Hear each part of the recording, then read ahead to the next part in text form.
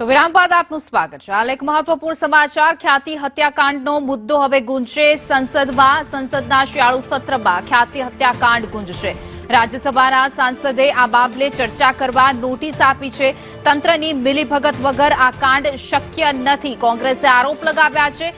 સાથે જ કહ્યું 2020માં ના જાગ્યું એટલે ખ્યાતિએ લોકોના હૃદય ચીર્યા છે। કોંગ્રેસે ગંભીર આરોપો પ્રેસ કોન્ફરન્સ કરીને લગાવ્યા છે। સાથે જ હવે આ મુદ્દો છે તે સંસદમાં ગુંજશે।